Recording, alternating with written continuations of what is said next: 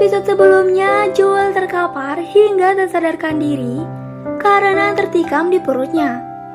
Ellie pun berhasil membawa Joel ke sebuah rumah di dekat sana dan berusaha menahan pendarahannya. Kabar gembiranya, Joel ternyata kembali sadar. Akan tetapi, karena semakin melemah, dirinya menyuruh Ellie untuk segera pergi meninggalkannya ke utara menemui Tommy. Ellie yang teramat cemas pun hanya bisa menyelimuti jaket ke Joel dan perlahan berjalan menjauh untuk menenangkan diri. Leave. Shut up, Joel. Go. You go. You go.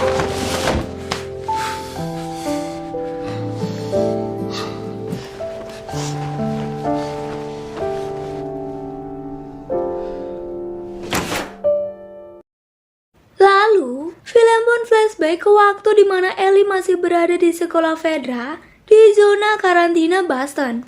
Rupanya, Ellie selalu jadi korban bullying oleh teman-temannya hingga baku hantam dan dipanggil salah satu guru bernama Kapten Kwong. Beberapa minggu terakhir ini, Ellie dinilai memiliki perilaku buruk. Bahkan temannya yang dihajar tadi sampai menerima 15 jahitan. Cuaks banget gak tuh Ellie?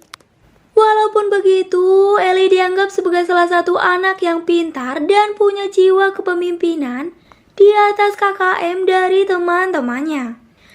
Kwong mengatakan, jika Ellie hanya memiliki dua pilihan, tetap menjadi pembuat rusuh atau menjadi anak yang patuh aturan. Dan jika Ellie terus berbuat rusuh, maka dia akan menjadi prajurit kelas rendahan Fedra yang job desk-nya cuma berpatroli, lalu makan makanan yang jauh dari kata enak dan kerugian-kerugian lainnya. Namun, jika Ellie patuh dengan aturan, dirinya akan menjadi perwira di Fedra. Ellie akan memperoleh fasilitas berupa kamar sendiri, makanan enak, tak perlu repot-repot berpatroli dan bisa memerintah banyak pasukan. Mendengar perkataan Pak Kwong yang sangat menggoda, jelas dong, Ellie lebih memilih pilihan kedua yaitu patuh dengan aturan. Can I have my Walkman back?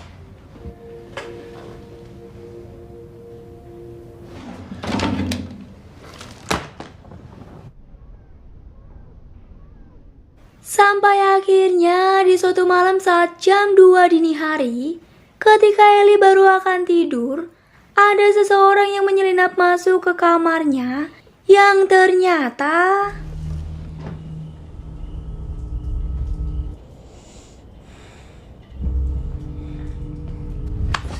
itu merupakan Riley Soib Ellie yang sudah menghilang selama 3 minggu tanpa adanya kabar, SMS maupun WA, dan ternyata diam-diam dia sudah bergabung dengan Firefly. Tujuan Riley kesini untuk mengajak Ellie pergi ke sebuah tempat rahasia yang katanya akan menjadi salah satu momen paling membahagiakan di hidupnya. Selepas Ellie ganti baju, mereka berdua pun pergi menyelinap keluar lewat jendela dan menghindari patroli Fedra yang sudah diketahui pola pergerakannya oleh Riley.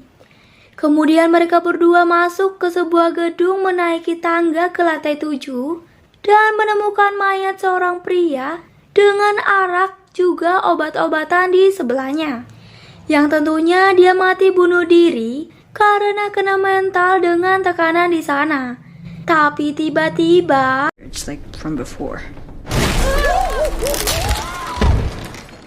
mereka pun lanjut naik hingga ke atap gedung. Dan laknutnya, itu bisa-bisanya nyempatin minum arak, padahal kan mereka masih bocil. Sudahlah. Selepas itu, Ellie sempat kepo dengan pistol Riley dan bertanya, kenapa Riley bisa masuk ke Firefly. Riley pun menceritakan malam di saat dia menyelinap keluar melewati para penjaga, dan aksinya itu sempat dilihat oleh Marlin, ketua Fedra cabang Boston, yang berada di dekat sana waktu itu. Marlin pun mengajaknya bergabung dengan Firefly, dan tanpa basa-basi, Riley langsung menyetujuinya karena memang dia tidak suka dengan hukum Fedra yang menurutnya bertindak semena-mena di zona karantina Boston. Setelah itu, Ellie dan Riley pun melanjutkan perjalanan dengan parkur melompat dari gedung satu ke gedung yang lain.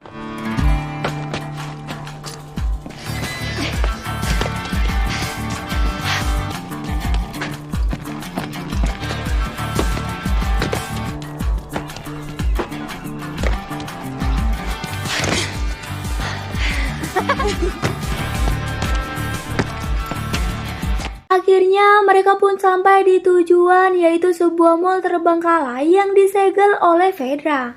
Namun masih bisa dimasuki lewat jalur rahasia. Ellie pun diminta masuk duluan ke area mall, sementara Riley memberikan surprise dengan mengaktifkan token listrik di sana. Yang mana lampu-lampu termasuk eskalator mall aktif dan terlihat sangat-sangat indah sekali di dunia yang sudah seperti kiamat ini.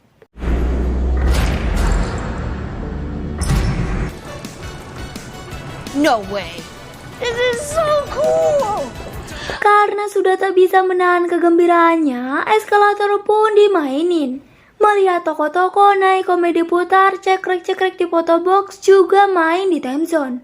Sungguh malam yang sangat-sangat menyenangkan untuk mereka berdua. Karena hampir mustahil bisa menemukan hiburan-hiburan seperti ini di kondisi dunia yang sudah begitu kacau. Apalagi listrik termasuk sangat sulit didapatkan.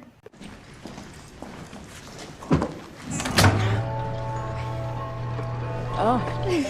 Wait.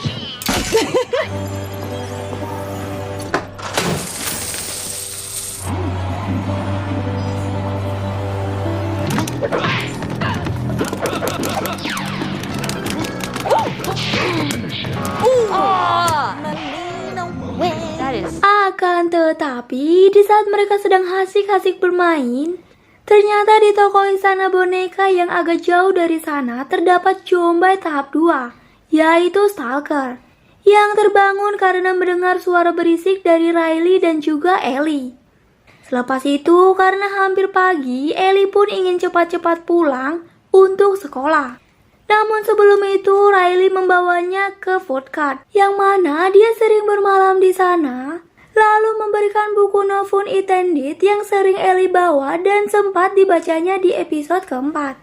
Akan tetapi, seketika Ellie berubah drastis setelah dia melihat tumpukan bom yang disimpan Riley.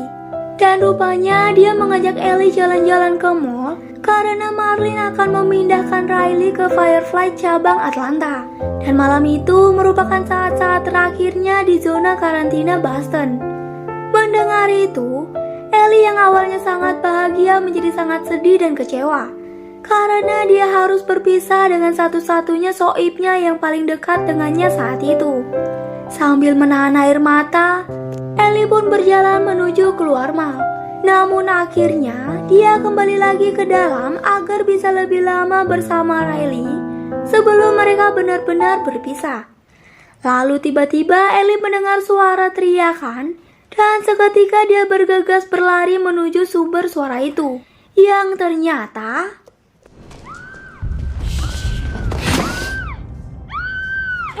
Dan ternyata itu cuma tingkah usil si bocil Laknut supaya Ellie menemui Riley kembali. Ellie pun meminta buku Novun Intended tadi sebagai kenang-kenangan. Lalu Riley juga menjelaskan alasannya setuju bergabung ke Fedra karena di sana dia merasa memiliki keluarga dan kemanapun menyelinapnya juga dihargai serta dibutuhkan. Kemudian tak berselang lama, Ellie pun bisa menerima alasan Riley. Lalu mereka pun bergoyang-goyang dengan penuh kesenangan sambil mengenakan topeng. Namun tiba-tiba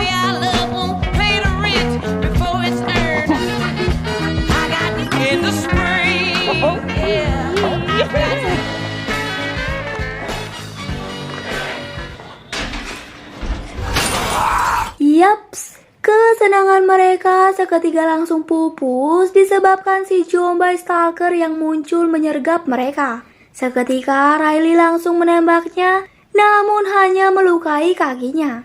Dan si Jombay masih terus menyerang mereka berdua. Hingga akhirnya...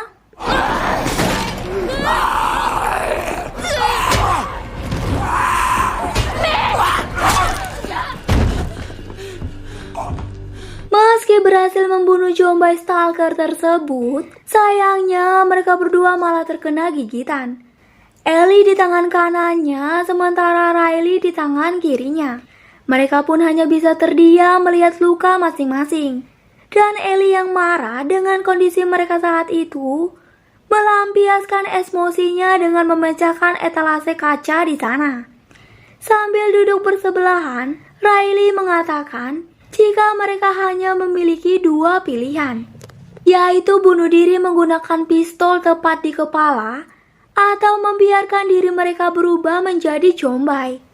Mereka pun hanya bisa meratapi nasib dan menangis. Lalu scene mereka pun berakhir di sini, tanpa diketahui pilihan apa yang diambil Riley selanjutnya. Seperti yang kita ketahui kalau Ellie memilih opsi nomor 2, dan ternyata tidak berubah menjadi Jombay karena kebal terhadap opiocordyceps.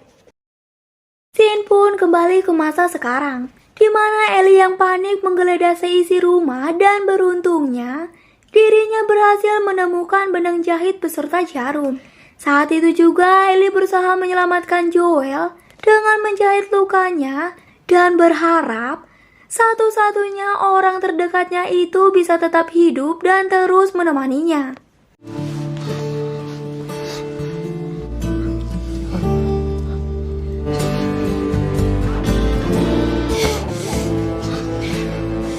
Film pun bersambung. Memang terasa begitu singkat ya guys ceritanya.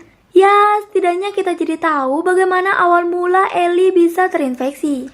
Terima kasih banyak telah menonton videonya sampai selesai. Dan Mimin ingatkan untuk jangan lupa like, komen, share, dan subscribe. Nantikan alur cerita episode yang selanjutnya ya guys. Bye-bye.